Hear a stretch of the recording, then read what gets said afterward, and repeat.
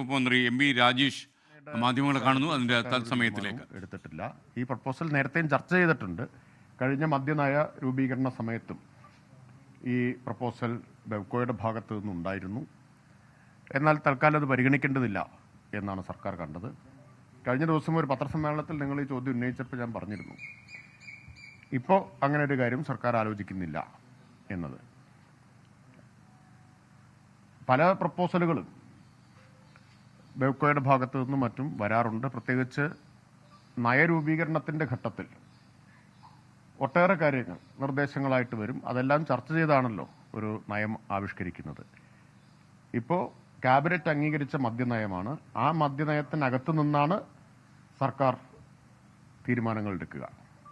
അംഗീകരിച്ച മദ്യനയത്തിന് അകത്തു നിന്ന് മാത്രമേ സർക്കാർ ഏത് കാര്യത്തിലും തീരുമാനമെടുക്കൂ. അതുപോലെ തന്നെ ഈ നേരത്തെ തന്നെ ഈ വീര്യം കുറഞ്ഞ മദ്യം ഇറക്കുക എന്നുള്ള പ്രപ്പോസൽ ഉണ്ടായിരുന്നു. KSIDC എന്ന പഠനമൊക്കെ നടത്തിയത് അതിനെ സംബന്ധിച്ച് എന്താണ് ഇപ്പോൾ അതിൻ്റെ നികുതി ഘടന നിശ്ചയിച്ച് കിട്ടേണ്ടതുണ്ട്. ധനകാര്യ വകുപ്പിൻ്റെ പരിഗണനയിലാണ്. ആ നികുതി ഘടനയിൽ തീരുമാനമായി കഴിഞ്ഞാൽ നമുക്ക് വീര്യം കുറഞ്ഞ മദ്യം വിപണിയിലെത്തിക്കാൻ പറ്റും. ഈ മറ്റേ സെപ്റ്റംബർ മുതൽ വരെ ഗ്ലാസുകളുടെ സംഭവം വരികയാണ്. അതെ. അന്ന് താങ്കൾ ഇത് പ്രഖ്യാപിച്ച സമയത്ത് ഒരു കൺഫ്യൂഷൻ പറഞ്ഞിരുന്നു. അതേ ഔട്ട്ലെറ്റിൽ കൊണ്ടുപോയാൽ മാത്രമേ ഈ വാർത്ത വന്നതിന് പിന്നാലെ ഇപ്പം നമ്മൾ ചർച്ച നടത്തിയപ്പോൾ അതേ ഔട്ട്ലെറ്റിൽ വേണമെന്നതാണ് ബെവ്കോയുടെ ഒരു നിലപാട്. പക്ഷേ ഏത് ഔട്ട്ലെറ്റിലും കൊടുക്കാവുന്ന ഒരു സാധ്യത പരിശോധിക്കാൻ ബെവ്കോയോട് പറഞ്ഞിട്ടുണ്ട്. അത് കുറച്ചുകൂടി അനായാസമാക്കും കാര്യങ്ങൾ. ഇപ്പോൾ വാങ്ങി അതേ ഔട്ട്ലെറ്റിൽ തന്നെ വേണം എന്നതിന് പകരം ഏത് ഔട്ട്ലെറ്റിലും കൊടുക്കാം എന്നൊരു ക്രമീകരണം ഉണ്ടാക്കാൻ ബെവ്കോയോട് നിർദ്ദേശിച്ചിട്ടുണ്ട്.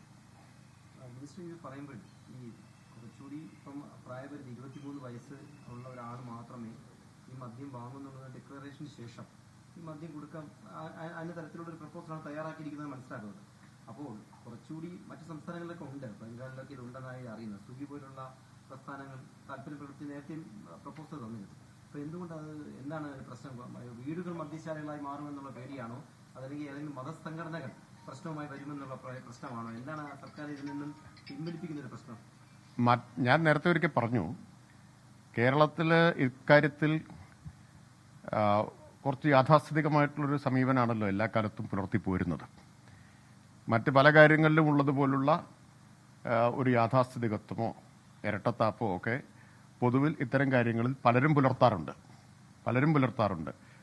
ഇപ്പോൾ മറ്റ് സംസ്ഥാനങ്ങളിൽ ഇതൊക്കെ നടപ്പാക്കാൻ നേതൃത്വം കൊടുക്കുന്നവർ തന്നെ ഇവിടെ നടപ്പാക്കിയാൽ അനുകൂലിക്കാറില്ല. അപ്പോൾ ഇത്തരം കാര്യത്തിൽ ഒരു അടിച്ചേൽപ്പിക്കുന്ന സമീപനം അല്ലെങ്കിൽ വളരെ നിർബന്ധപൂർവ്വം നടപ്പാക്കുന്നൊരു സമീപനം ഒരു കാലത്തും സർക്കാർ സ്വീകരിച്ചിട്ടില്ല. ഇപ്പോൾ ഡിസ്റ്റിലറിയുടെ കാര്യം നമുക്കെല്ലാവർക്കും അറിയാം. ഡിസ്റ്റിലറി ആരംഭിക്കാൻ തീരുമാനിച്ചപ്പോൾ ഏറ്റവും കൂടുതൽ എതിർത്തത് മറ്റ് സംസ്ഥാനങ്ങളിൽ അധികാരത്തിലിരുന്നുകൊണ്ട് ഡസൻ കണക്കിന് ഡിസ്റ്റിലറികൾക്ക് അനുമതി കൊടുത്ത ആളുകളാണ്. അന്ന് അതൊക്കെ നമ്മൾ വിശദമായിട്ട് ചർച്ച ചെയ്ത കാര്യമായതുകൊണ്ട് ഞാൻ അതിലേക്ക് പോകുന്നില്ല. അപ്പം അത്തരമൊരു ഇരട്ടത്താപ്പ് ഈ വിഷയത്തിൽ എപ്പോഴും സ്വീകരിക്കാറുണ്ട്. അപ്പോൾ അതെല്ലാം കണക്കിലെടുത്തുകൊണ്ടേ സർക്കാർ ഇക്കാര്യത്തിലൊക്കെ തീരുമാനമെടുക്കും. സമൂഹം പൊതുവിൽ ഇത്തരം കാര്യങ്ങൾക്കൊക്കെ പാകമാവാതെ എടുത്തു ചാടുന്നൊരു സമീപനം സർക്കാരിൻ്റെ ഭാഗത്തു നിന്നുണ്ടാവില്ല. ലോകത്തെവിടെയായാലും ഏത് സമയത്തും 24 വാർത്തകളും ഓഗ്മെന്റഡ് റിയാലിറ്റി പാക്കേജുകളും എക്സ്പ്ലെയിനറുകളും വിശദമായി കാണാൻ ഞങ്ങളുടെ യൂട്യൂബ് ചാനൽ നിങ്ങൾക്ക് സബ്സ്ക്രൈബ് ചെയ്യാം.